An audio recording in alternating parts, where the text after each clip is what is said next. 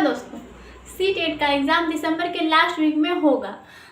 आज की वीडियो में हम आपको 4 ऐसी ट्रिक्स के बारे में बताने वाले हैं जिन्हें फॉलो करके आप ना कि सिर्फ इस एग्ज़ाम में क्वालिफाइड होंगे बल्कि अच्छे नंबरों से पास होंगे।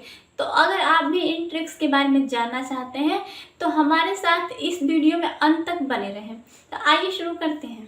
जैसा कि आपको पता होगा कि आपका जो पेपर है वो 150 मार्क्स का होने वाला है, जिसमें से 75 क्वेश्चन आपके CDP से यानी कि चाइल्ड डेवलपमेंट एंड पेडागोजी के आने वाले हैं। तो जो पेडागोजी के क्वेश्चंस होते हैं उन्हें बहुत ज़्यादा पढ़ने की नहीं बल्कि बहुत ज़्यादा समझने की ज़रूरत है, यानी कि आपका यह टॉपिक आपके समझ के ऊपर आधारित है। अगर आप हमारी वीडियो को बहुत अच्छी तरह से समझते हैं और हमारे द्वारा बताए हुए ट्रिक्स को अच्छी तरह से फॉलो करते हैं तो आपका यह 75 मार्क्स कहीं नहीं जाने वाला। तो आइए शुरू करते हैं। ट्रिक नंबर 1, आमतौर पर बच्चों को भगवान का रूप माना जाता है। तो आपका सबसे पहला यही ट्रिक है कि आपको बच्चों को भगवान मानकर चलना है। आपको यहाँ पे बच्चों को भगवान मान के चलना है। जैसे कि यहाँ पे हमने एक एग्जाम्पल बता रखा है कि रोहन कक्षा में बार बार अनुपस्थित रहता है, यानी कि रोहन एक छोटा सा बच्चा है, यानी रोहन को आप भगवान मान के चलिए जो कि क्लास में अक्सर एब्सेंट रहता है।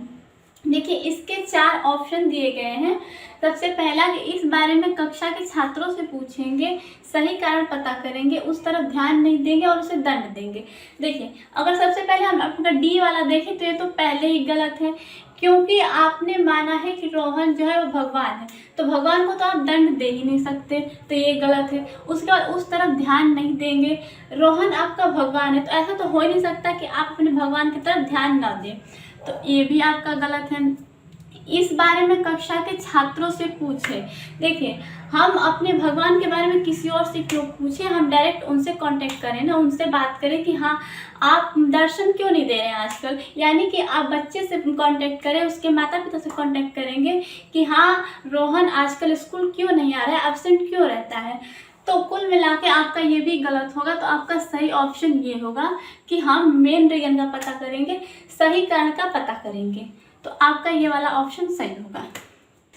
अब देखते हैं ट्रिक नंबर 2।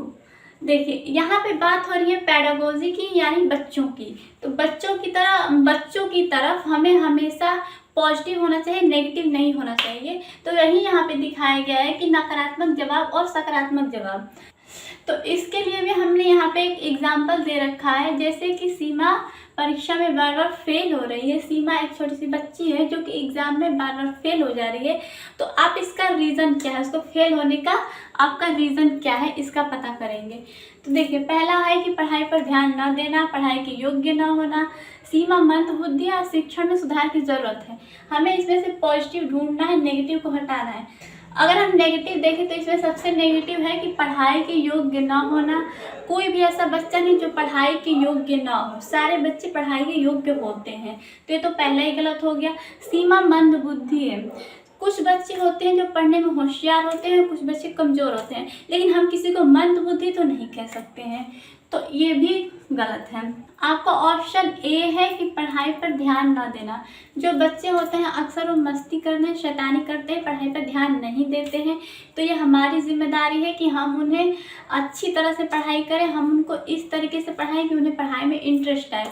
इसका मतलब ये ऑप्शन भी सही नहीं है। शिक्षण में सुधार की ज़रूरत है, हम उन्हें इस तरह से पढ़ाएं कि उन्हें पढ़ने में मज़ा आए, यानी कि शिक्षण में सुधार की ज़रूरत है। यह ऑप्शन सही होगा और ये हर तरह से सकारात्मक भी है, पॉजिटिव है। हमें सकारात्मक चुनना है, नकारात्मक नहीं चुनना है। ये हो गया आपका ट्रिक नंबर 2।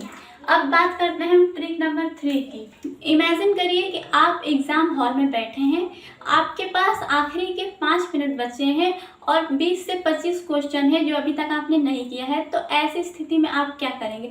आप एक एक क्वेश्चन को पढ़ेंगे, टिक करेंगे, पढ़ेंगे, टिक करेंगे, तो आपका 2 ही 4 क्वेश्चन हो पाएगा, पूरा क्वेश्चन आपका रह जाएगा। तो उस चीज़ के लिए आपका ये ट्रिक काम आएगा, बड़ा और पॉजिटिव जवाब दें। आप पूरे ऑप्शन में से ढूंढें कि सबसे बड़ा जवाब कौन है और उस पर टिक कर दें। यहाँ पे जैसे कि दिया है कि भाषा शिक्षण में बाल विकास का उद्देश्य है, और यहाँ पे किसी ऑप्शन को ना पढ़े, इसमें से ढूंढें कि सबसे बड़ा कौन है।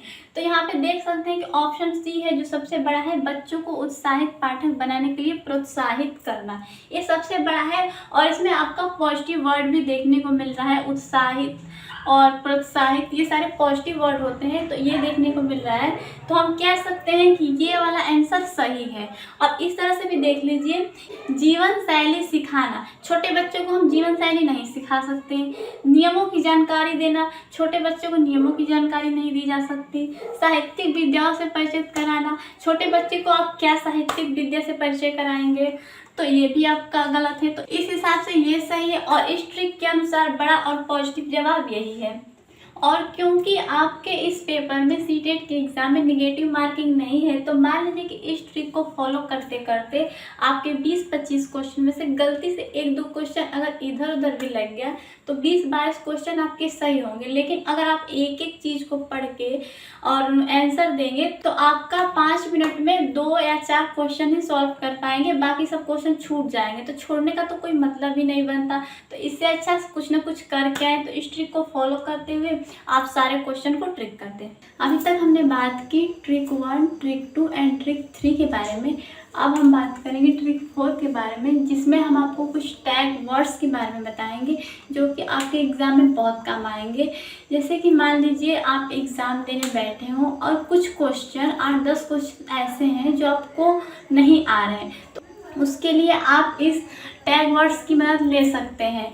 जैसे कि हम यहाँ बात पेडागोजी कर रहे हैं, बच्चों की कर रहे हैं, तो हमें हमेशा पॉजिटिव के साथ जाना होगा, ना कि नेगेटिव के साथ जाना होगा। तो यहाँ पे कुछ मैंने पॉजिटिव वर्ड लिखे हैं और कुछ नेगेटिव वर्ड लिखे हैं। जैसे कि प्रोत्साहन, प्रोत्साहन एक पॉजिटिव वर्ड है। जैसे कि किसी बच्चे को प्रोत्साहित करना या फिर किसी कंपटीशन में पार्टिसिपेट करने के लिए बच्चों को प्रोत्साहित करना, तो प्रोत्साहन एक पॉजिटिव वर्ड है। उसी तरह से अर्थपूर्ण भी एक पॉजिटिव वर्ड है। चर्चा भी एक पॉजिटिव वर्ड है, बच्चों से किसी विषय पे चर्चा करना। सृजनात्मक भी एक पॉजिटिव वर्ड है। गतिविधि भी एक पॉजिटिव वर्ड है। उसके बाद है अवसर, बच्चों को शिक्षा का अवसर देना। उसके बाद है कारण का पता करना, तो ये भी एक पॉजिटिव वर्ड है। जैसे कि रोहन क्लास में बार बार अनुपस्थित हो रहा है, तो उसके लिए हम कारण का पता करेंगे, तो कारण का पता करना एक पॉजिटिव वर्ड है। उसके बाद है नेगेटिव वर्ड, देखते हैं कि किसके साथ हमें नहीं जाना है, तो सज़ा हो गई, बच्चों को हम सज़ा नहीं दे सकते। रटना, बच्चों को रटवा नहीं सकते। व्याकरण, बच्चों को व्याकरण नहीं पढ़ाया जाता है। उसके बाद मात्र राम ही उस काम को कर सकता है, या मात्र राम ही किताब को पढ़ सकता है, तो इसलिए ये नेगेटिव वर्ड है। उसके बाद केवल भी नेगेटिव वर्ड है। केवल मैं यह कर सकता हूँ, या फिर केवल तुम यह कर सकते हो, तो ऐसे कुछ सेंटेंस होते हैं, तो इसीलिए आप वहाँ पे केवल वर्ड, तो ये भी केवल वर्ड भी नेगेटिव वर्ड होता है। उसके बाद है कठोर, बच्चों के साथ हम कठोरता से पेश नहीं आ सकते, तो ये भी नेगेटिव है। उसके बाद हतोत्साहित, ये भी नेगेटिव वर्ड है। बच्चों को हम हतोत्साहित नहीं कर सकते, उनका मनोबल नहीं तोड़ सकते। तो एग्ज़ाम में जो चीज़ आपको, जो क्वेश्चन नहीं आते हैं, उसमें जहाँ भी आपको प्रोत्साहन, अर्थपूर्ण, चर्चा, सृजनात्मक गतिविधि, अवसर या कारण पता दिखे, उस सेंटेंस में कहीं भी आपको यह वर्ड दिखे, तो आपको पॉजिटिव के साथ जाना है, नेगेटिव के साथ नहीं जाना है। ये थी हमारी चारों ट्रिक्स। आई होप आपको अच्छे से समझ में आई होगी। हमारी वीडियो आपको कैसी लगी बताइएगा ज़रूर, और आपसे रिक्वेस्ट है प्लीज़ आप मेरे चैनल को सब्सक्राइब कर लीजिए। यहाँ तक मेरी वीडियो देखने के लिए बहुत बहुत धन्यवाद। मिलते हैं नेक्स्ट वीडियो में। Bye bye.